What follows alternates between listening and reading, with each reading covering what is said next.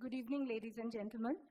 On behalf of the Media Foundation, I welcome you to the presentation of the Chameli Devi Jain Award 2024 for Outstanding Woman Media Person of the Year, and also the B.G. Varghese Memorial Lecture, which will be delivered by editor and author Mr. T.N. Nayanan on work and wages, old challenges in the age of automation and AI.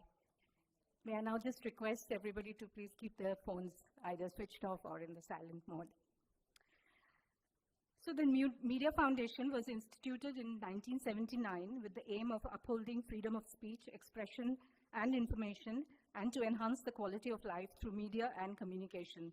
Its founding members were such media stalwarts as B.G. Varghese, Prabhash Joshi, N.S. Jagannathan, Ajit Bhattacharjee, noted public intellectual L.C. Jain, among others. Apart from giving the Chameli Devi Jain Award, the Foundation also holds the quarterly Media Dialogues, which debate and analyze important issues related to the media in the country. In 2001, the Foundation launched thehoot.org, and for the next 17 years until it ceased operation, it was the most respected Media Watch website in the country.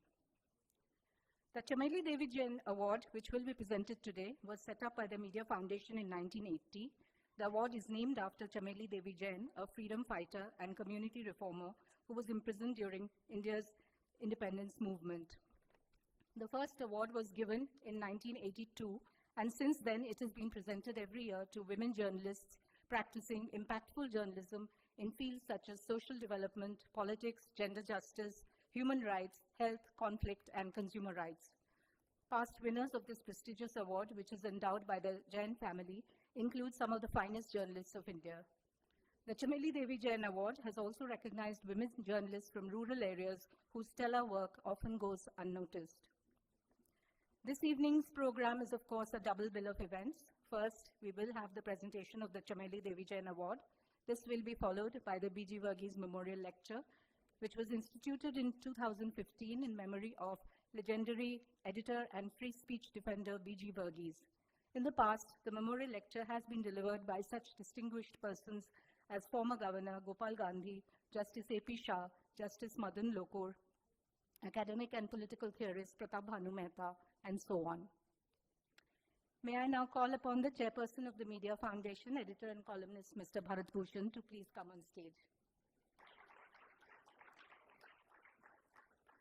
I would also like to welcome on stage Mr. T.N. Nayanan, who will deliver the B.G. Varghese Memorial Lecture later this evening.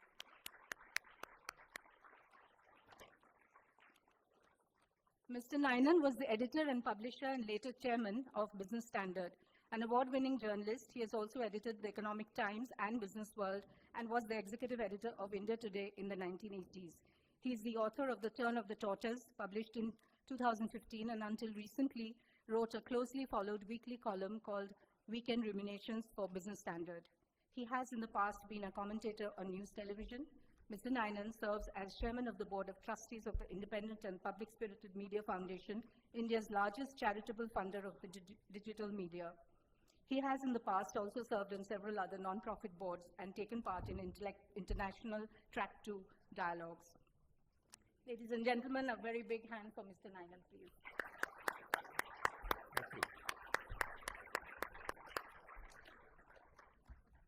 We move to the award ceremony now. This year, the Chameli Devi Jain Award received nearly 70 entries, many of which were truly outstanding.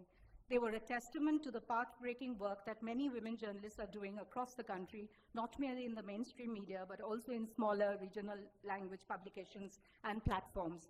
Indeed, it was a tough task for the jury to sift through the many deserving candidates and come up with the best. And let me now introduce you to our esteemed jury members. Mariam Alavi is an award-winning journalist and author who has reported extensively on minority rights, hate crimes, politics, economy, and the pandemic. The investigative report by her and journalist Srinivasan Jain exposing the right-wing bogey of Love Jihad earned them the Excellence in Journalism Award by the International Press Institute, India, in 2020. She recently co-authored the book Love Jihad and Other Fictions, Simple Facts to Counter Viral Falsehoods, which debunks prominent right-wing conspiracy theories. Richard Mahapatra, our other jury member, is managing editor of Down to Earth magazine.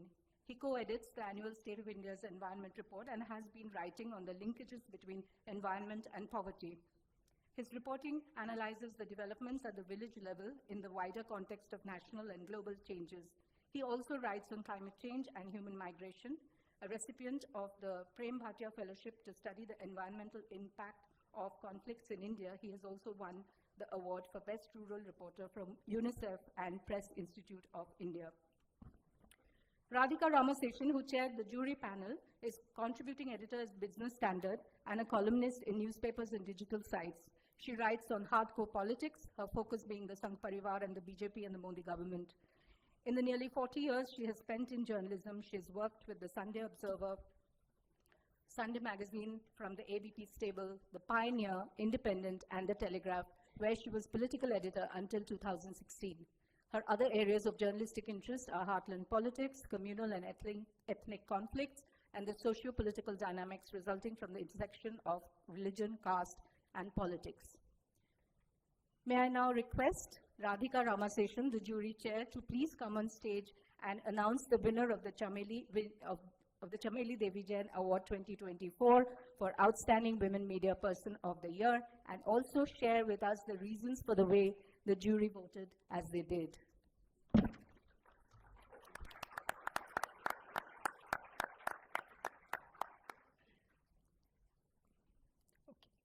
Mr. Bharat Bhushan, Chairperson of the Media Foundation, Mr. T.N. Nainan, Editor and Author, who will shortly deliver the B.G. Varghese Memorial Lecture, and friends.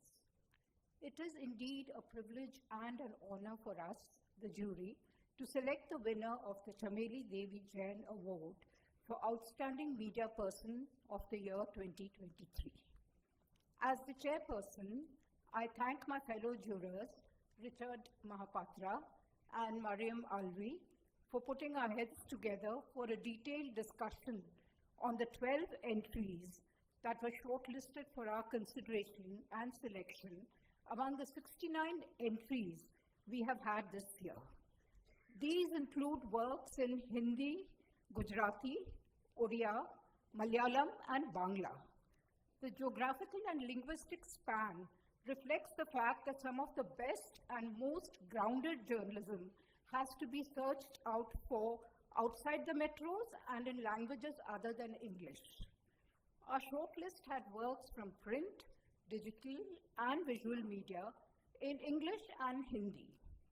As a journalist who worked for long years outside Mumbai and Delhi, considered traditional journalistic hubs, I am proud to say that the shortlisted samples included standout pieces from rural Maharashtra, Rajasthan, Karnataka, and Chhattisgarh.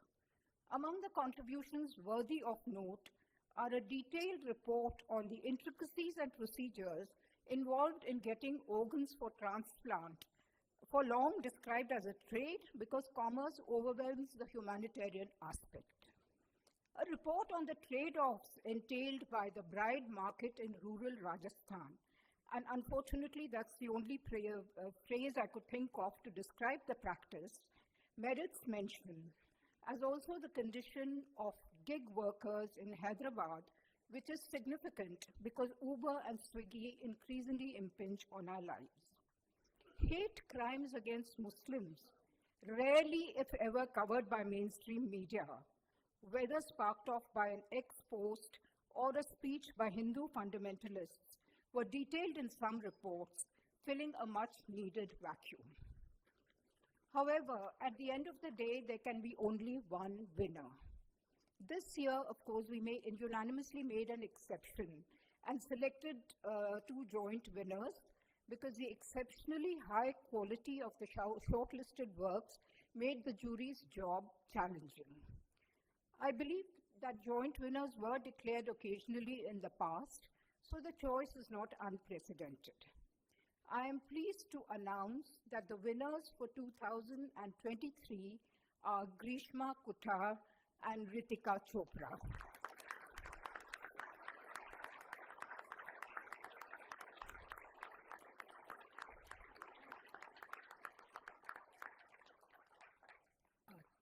Grishma was chosen for her outstanding work on the ethnic violence in Manipur, which began in May 2023 and continues even today under the patronage of the state government and an indifferent center. Grishma's writings and videos were an important window to see what happened on ground zero for those who couldn't travel to Manipur.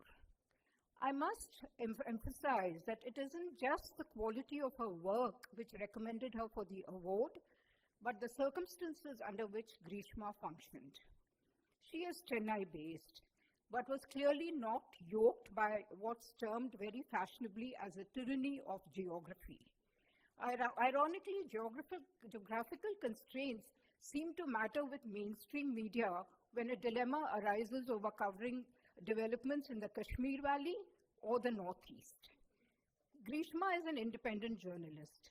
With zero institutional backing, she traveled to Manipur and camped there from May until end 2023, and I'm told that even now she visits the state from Chennai. Grishma did not confine herself to Imphal. She realized that the conflict was far more complex than what was purveyed in the government handouts published in the media.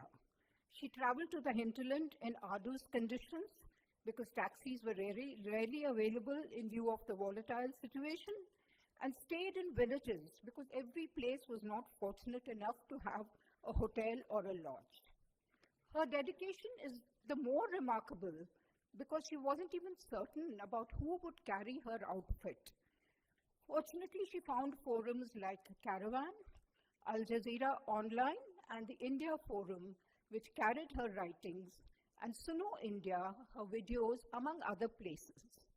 The important aspect is that her work was posted on X and Facebook for greater access at a time when mainstream media was parsimonious with its Manipur reportage. I want to stress that. Grishma's people-centered stories from the perspective of the oppressor and the victim detail the complete breakdown of law and order and the ethnic polarization, which impacted not just civil society, but administration and policing, caused by a stark division between the state police, which sided with a certain community regarded as a dominant community in Manipur, and the army and central forces who were trusted by the victims, obviously much more than the state police, which had acquired a reputation for being totally partisan. Ritika Chopra exemplifies the fact that exclusive news breaks on the policies and moves of a government can be coaxed in the most hostile conditions, such as we are up against presently. The hallmark of the ruling regime is opaqueness. Its instinct is to block access to the media wherever it can. And this includes most government offices. I mean, journalists can no longer enter with a PIB card or whatever, you know. Ritika has filled a much required gap with a formidable body of work on the Election Commission, the so-called Institutes of Higher Learning and Excellence, directly patronized by the center, and the NCERET's persistent endeavor to write history texts for school students with a specific agenda of obliterating and not just minimizing the contributions made by Islamic rulers.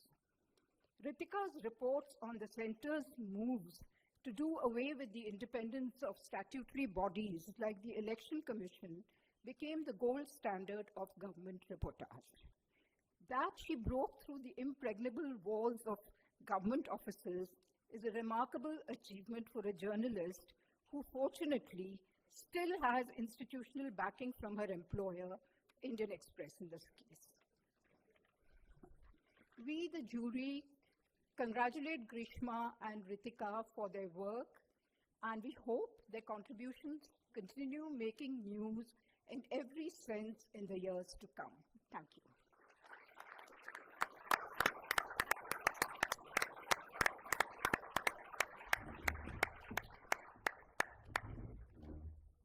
I would now like to welcome on stage Grishma Kutar and Ritika Chopra the joint winners of the Chameli Devi Jain Award 2024.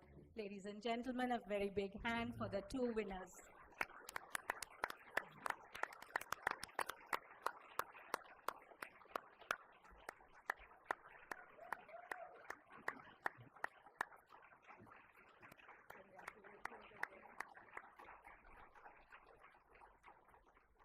May I request TMF Chair Mr. Bharat Bhushan to read the citations and Mr. Nainan to present the awards to the winners. It's a trophy and a token cash award of rupees 25,000 and a citation, of course. So I'll read out Grishma's citation first. The Media Foundation is very pleased to present the Chameli Devi Jain Award 2024 for Outstanding Woman Media Person of the Year to Grishma Kothar, an independent multimedia journalist who has been reporting and analyzing conflict situations and the political undercurrents and complexities which influence administration in these areas. Ms. Kothar is recognized because of her corpus of work, uncovers the injustices inflicted by the rich and the powerful, some of which may be state patronized, on the marginalized, oppressed, and the under-empowered. The standout pieces of a formidable body of work in the year gone by come from Manipur, where an ongoing ethnic conflict reached a flashpoint in May 2023. Though Ms. Kothar is Chennai-based, she lived in Manipur almost from the inception of the conflict till the end of 2023, traveling to the hinterland and the travel spots where few journalists ventured. She asked questions of the police and the state administration, both of which have got away scot-free for their sins of omission and commission. Ms. Kothar is commended too for articulating and reflecting every point of view in the troubled state.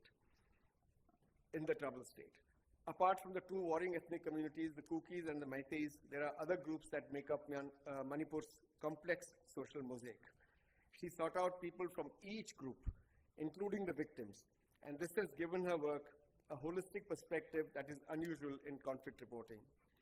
We will also make special mention of an 18-part series she investigated and reported on the saffronization of coastal Karnataka, which was accomplished by a powerful ruling party official whom the mainstream media never questions. Grishma Kothar's courageous, incisive, and in-depth journalism makes her a role model for all media persons in these cynical and conformist times. Congratulations.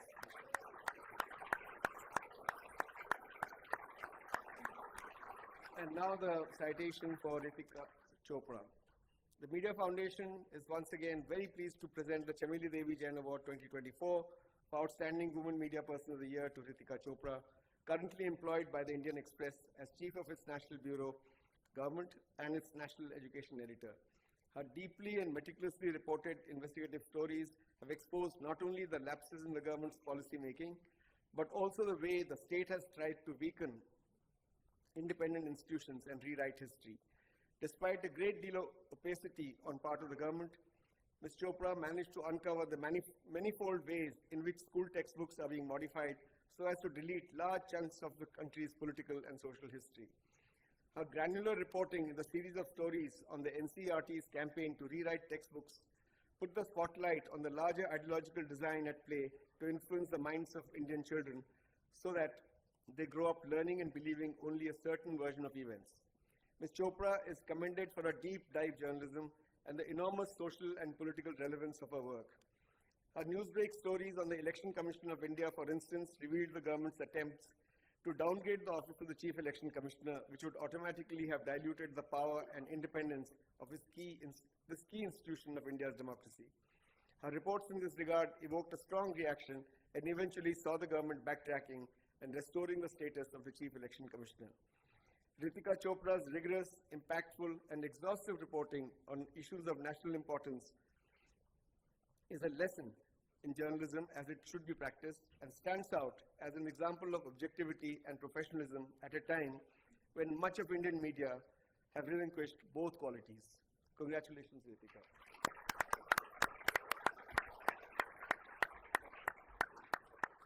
Mr. Nainan, may I now request you to present the awards to the winners.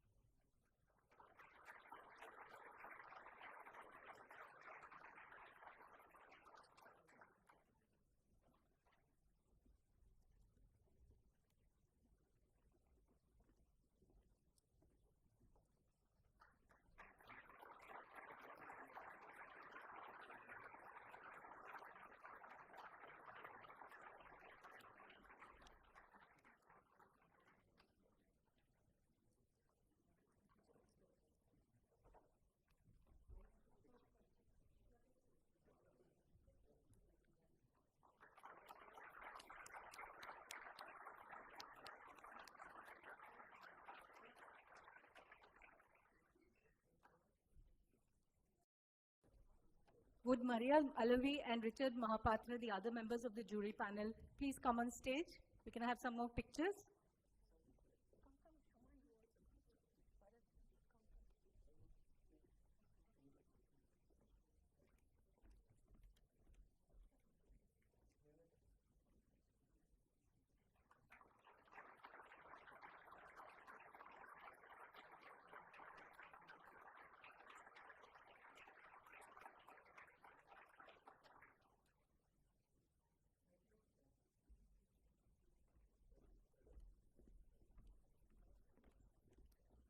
Please don't leave the stage, jury members. May I request TMF Treasurer Nupur Basu to please give our jury members a token of our appreciation.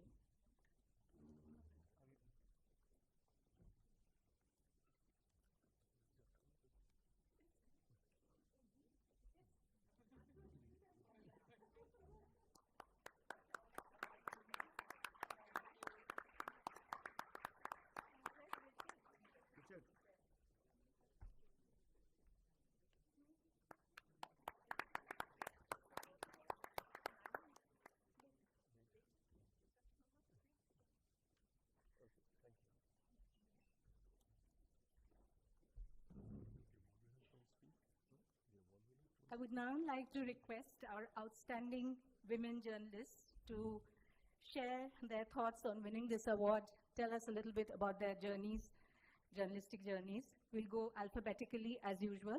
Grishma Kutar, would you please share your thoughts with us?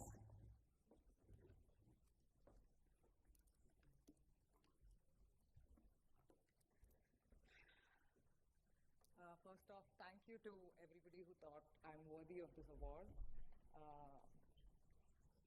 I mean, Bharat Bhushan sir, I happen to have seen him and met him for the first time while I was in Manipur when the Editors Guild team had visited Manipur. That was when I had interacted with him. And after that, pretty much, I have been like completely off the radar in the sense that Manipur is completely cut off. Internet came back around September-ish, but it's like in patches, the network is pretty bad. But I've just been off. But at this point, now that, there is an opportunity for me to look back on my work, not just in the context of Manipur, but in the context of journalism itself that, I have tried to like practice. I've tried to understand where is it that I see myself or where is it that I understand my work is at the moment, as a journalist.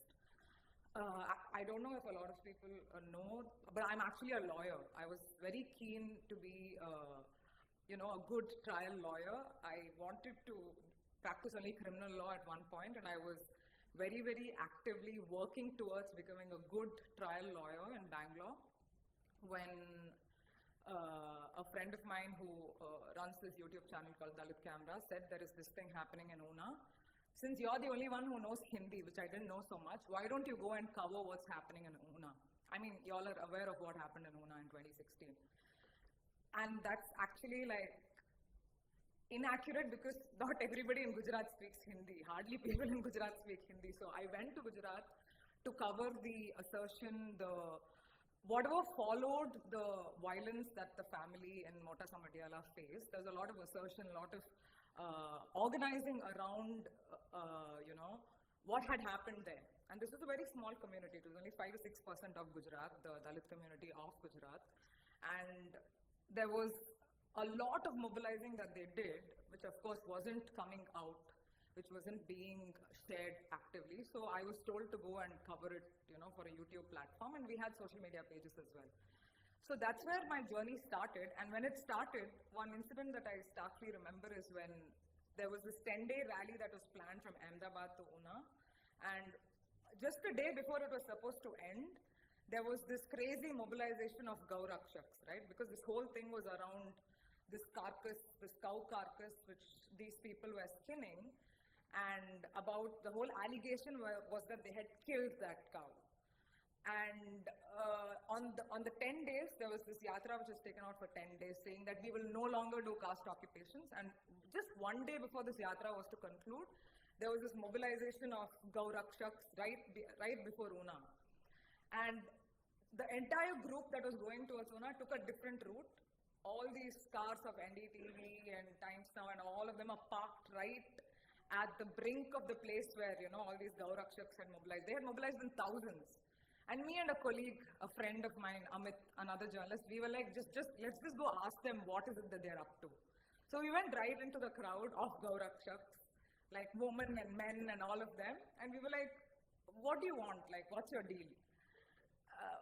I mean, they're doing a yatra. What is it? I mean, you're at fault, right? What is your problem? And we are just like journalists, we're just kids. We just want to understand what your deal is. And then they go into this whole tirade about, you know, Gai Meri Maa hai, and Dalit Muslim bye-bye, to Savarnon ka kya hoga? Savarnon ko peace diya hai Rajkiyon ne. Something, you know, there's a huge thing, but we got all of that on camera and we were like, wow. We got something. We thought we got a video where, you know, there is one side that isn't speaking, but they're openly saying that we will beat these people up. We picked up that video just as we finished that interview, which spanned around 15 minutes. A stampede broke out. We had to run. And I just thought, you know, both of us, me and Amit, thought that we had this very nice video that we can send to our editors. And in 10 minutes, we were followed and our bike was hit and we flew, and it was pretty dramatic in the sense that I was badly hurt. And yet we continued to complete the yatra. We finished shooting the yatra, and then a friend of mine, another journalist, Sudipto, said, dude, don't do, you know, be a little less dramatic. Don't do your heroics when you're dealing with such crowds, because it's not going to help you move forward in journalism. But I think back from then till now, somehow feels like everything is dramatic about doing any kind of journalism in this country. And it's really bad. The state of affairs is so bad that basic stuff that we are doing is being called dramatics, you know, it's being called like stuff that I can't honestly imagine, in the sense that, I mean, more journalists should have been in Manipur, right? It shouldn't have been just a few of us, because what is happening in Manipur, what happened and what is happening in Manipur is, it's an experiment that is taking a new color every day, and the manner in which it's turning out every other day is, it's not scary. It's that an entire population of people, doesn't have to be Kuki, Mete, and other what, they're all inconsequential to a lot of people, including the government and journalists and mainstream society, whatever it is that you want to call it. So more people had to be interested in this, and that was something, because I prefer reporting about the South. I want to only report about the South. Most of my writing before Manipur was about, in fact, the 18-part series that Sir mentioned, it was about my region of Tudu Nadu, right? It was about what is it that's going wrong in that region that I really was interested in, because my family was involved, people close to are involved, and you ask difficult questions in those spaces. And that's when you come to a conclusion, and that's the space that I wanted to work in. But what was happening in Manipur was crazy in May, you know, and we weren't getting information, and when we started receiving more and more inputs about sexual violence, then some of us thought we had to step in. That's how it started with Manipur. But, you know, kind of coming out of that, I just want to like take a detour and speak a little bit about why is it that I thought it was important for me to go to Manipur. So, you know, like I am a 90s kid, and there's a lot of talk about what being a 90s kid means. Like, you know, people are like, 90s kids don't get married, 90s kids aren't responsible, 90s kids, you know, don't care so much. All of these things are, there's a lot of generalization of what being a 90s kid is. But I feel like the most important aspect of being a 90s kid is that in 92, you know, like a year and a half after I was born, Babri Masjid happened. And while I was in school, none of us knew what Babri Masjid is. It wasn't discussed so much. The year that I was born is where protests around Mandal happened, you know, the implementation of Mandal reforms. The thing is that was discussed a lot as I was growing up. I remember the anti-reservation sentiment that was there in our country, it kind of grew with my generation. People thought it was cool to talk about, you know, what reservation meant or what it didn't mean. And the protests against Mandal happened in 1990. By the time I was, you know, a lawyer and, you know, I was also actively writing, which is 2016, is when Rohit Vemula left us. So from 90, where people started speaking about reservation in a certain way, to 2016, why had nothing changed to kind of affirm to this country that caste is one of the biggest things that needs to be reported on, grounded. We need to be grounded in the fact that we are deeply casteist in every way possible. Instead, what was happening? Instead, while I graduated from law school, I did my law in Mangalore.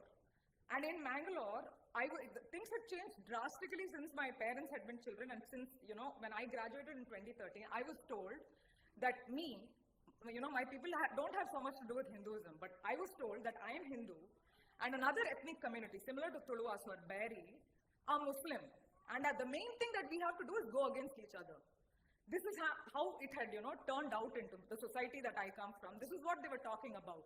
They were talking about love jihad in a region where we have an indigenous deity whose father is Beri and mother is a Tulu woman.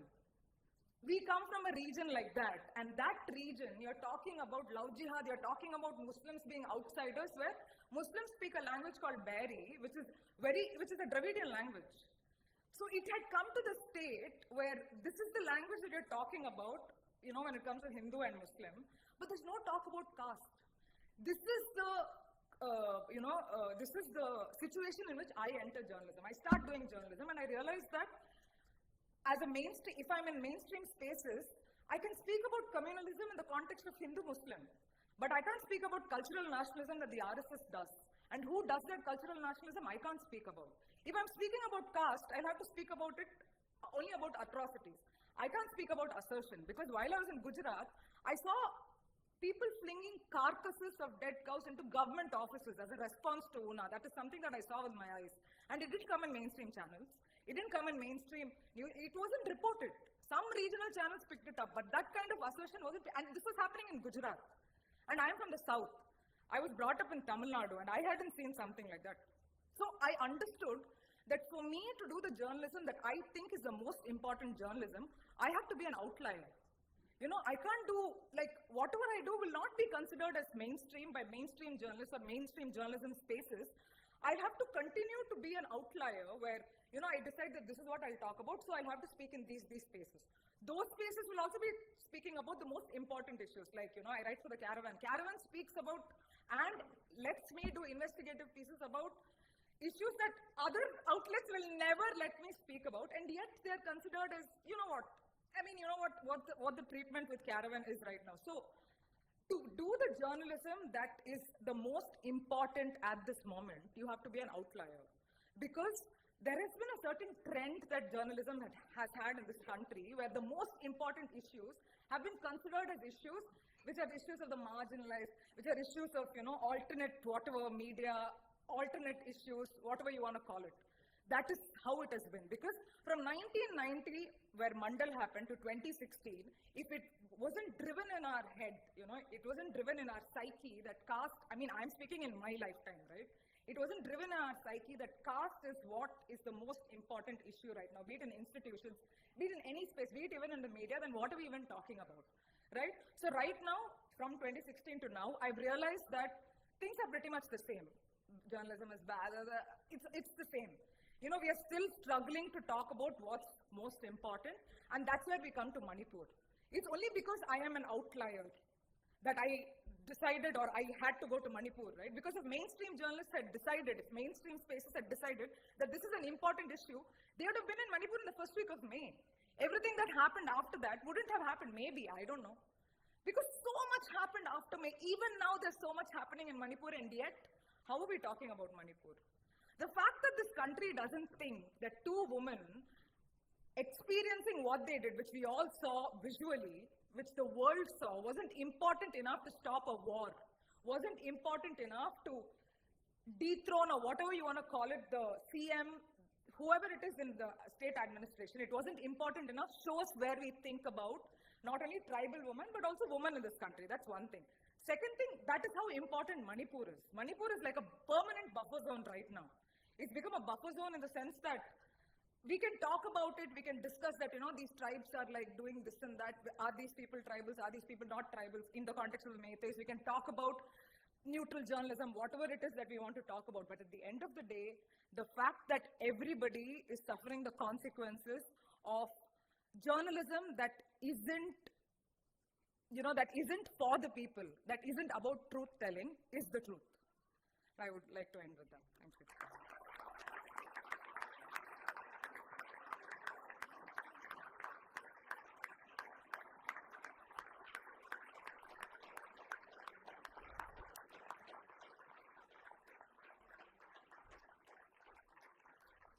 Thank you, Grishma. That was a very, very passionate speech. I'd now like to invite our other awardee, Ritika Chopra, to please share her thoughts with us.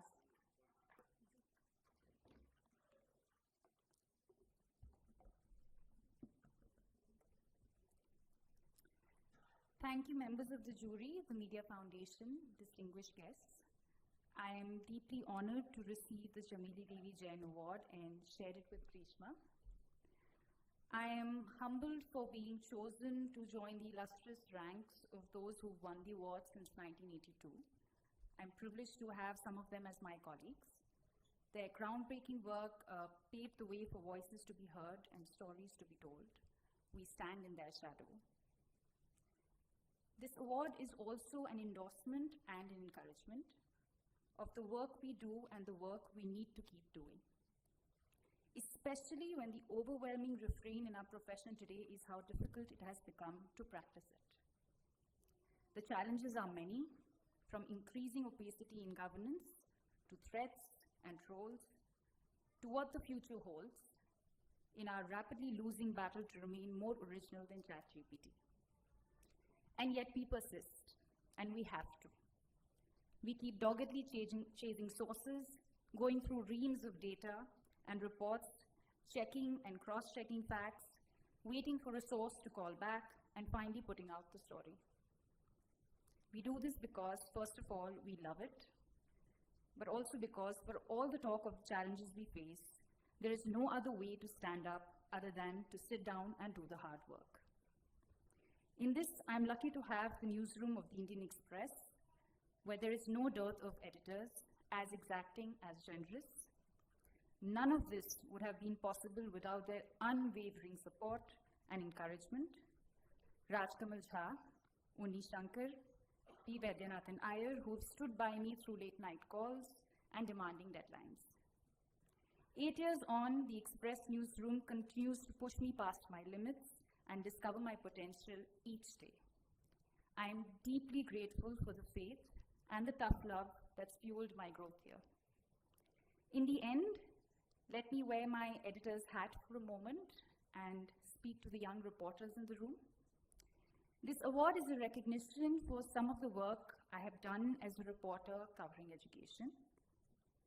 Education is viewed as a less glamorous beat, a junior beat, but as our work at the Indian Express has shown over the years, such as the series on the changes affected in the NCERT textbooks, the changing character of our campuses, it is a critical area that needs our attention more than ever. And given how many young people we have, covering education, I have found, is also covering an entire generation's aspiration, hope, and despair. I began this speech by talking about how challenging it is to be a journalist today. I will end it by underlining that persistence, the unglamorous, dogged determination to search for the truth with fairness and accuracy. In other words, good journalism is the only way that will help us rise to meet those very challenges. Thank you, Media Foundation, for keeping the faith. Thank you, everyone. Thank you.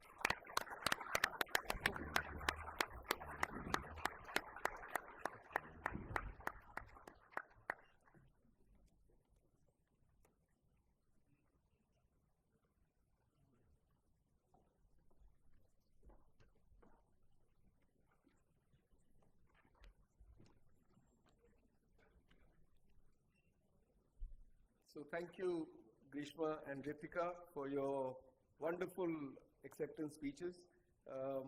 My faith in Indian journalism is renewed after listening to Grishma and Ritika. Most of us at my age say, oh, journalism used to be great and look what it's become now.